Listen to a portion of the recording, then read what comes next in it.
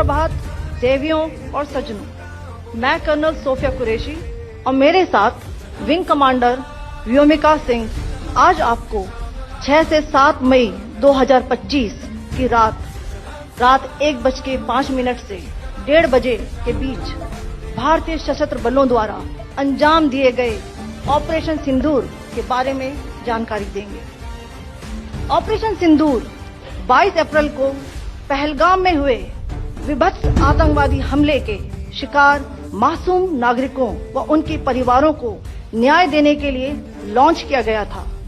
इस कार्रवाई में 9 टेररिस्ट कैंप्स को टारगेट किया गया और पूरी तरह से इसे बर्बाद किया गया। A niche technology weapons with careful selection of warheads was ensured so that there will be no collateral damage. The point of impact in each of the target was a specific building or a group of buildings. All the targets were neutralized with clinical efficiency, and the results reiterate the professionalism of the Indian Armed Forces in the planning and execution of their operations. No military establishments were targeted. India has demonstrated considerable restraint in its response. However, it must be said that the Indian Armed Forces are fully prepared to respond to Pakistani misadventures, if any, that will escalate the situation. Briefing में शामिल होने के लिए आप सभी का धन्यवाद।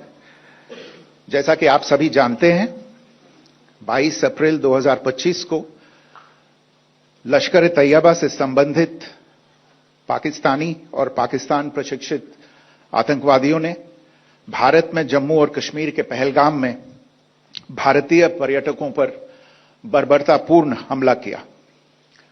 25 भारतीयों और 1 नेपाली नागरिक को कायरतापूर्ण मौत के घाट उतार दिया गया। मुंबई के 26 नवंबर 2008 के हमलों के बाद यह भारत में हुई किसी आतंकवादी हमले में मारे गए आम नागरिकों की संख्या की दृष्टि से सबसे गंभीर घटना है। पहलगाम का हमला अत्यधिक बर्बरतापूर्ण था, जिसमें वहां मौजूद लोगों को करीब से और उनके परिवारों के सामने सिर पर गोली मारी गई। हत्या के इस तरीके से परिवार के सदस्यों को जानबूझकर आघात पहुंचाया गया। साथ ही उन्हें यह नसीहत भी दी गई कि वे वापस जाकर इस संदेश को पहुंचा दें।